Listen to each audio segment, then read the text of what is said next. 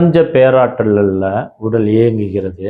அந்த பிரபஞ்சம் அப்படின்றது 5 பஞ்சமூலகத்தோடு தொடர்புடைய உறுப்புகள் வந்து நிலம், வயிறு, மண்ணீரல், காற்று, நுரையீரல், பெருங்குடல், நீர், சிறுநீரகம், சிறுநீரகப்பை, ஆகாயம், கல்லீரல், பித்தப்பை, நெருப்பு, இதயம், சிறுகுடல், இதய உற, மூவெப்ப மண்டலம். இந்த 12 உறுப்புகளும் 5 பஞ்சமூலகம் உள்ளடக்கியது தான் இந்த உடல்.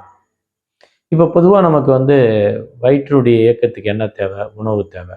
ஸோ பசிக்கும் போது உணவு அதை எடுத்துக்குது.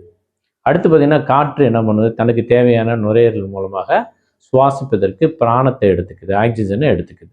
ஸோ காற்றுள்ள பகுதிகளை நம்மளை ஆட்டோமேட்டிக்காக நம்ம கூட்டிகிட்டு போயிடும், இல்லைன்னா அந்த பகுதியை பார்த்து நம்ம நகர ஆரம்பிச்சிடும். 3வது தாகம், நீர்.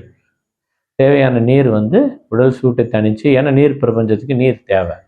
ஸோ அடுத்து பார்த்திங்கன்னா ஆகாயம். உடல் அசதி, சோர்வு இருக்கும்போது ஓய்வு கேட்குது.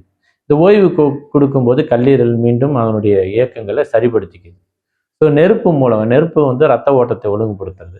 ஸோ நான் சோம்பேறித்தனமாக இருக்காம பாருங்க, கொஞ்சம் தூரம் வாக்கிங்கோ ஏதாவது வேலை செய்யும்போது அவனுடைய சோம்பேறித்தனம் நீக்கப்பட்டு ரத்த ஓட்டம் உடலில் பரவ ஆரம்பிச்சிடும். எவ்வளோ அற்புதங்கள் பாருங்கள். இந்த 5 விஷயங்களை நம்ம கடைபிடிச்சு வாழ்கிறோமான்றது நீங்கள் உங்களே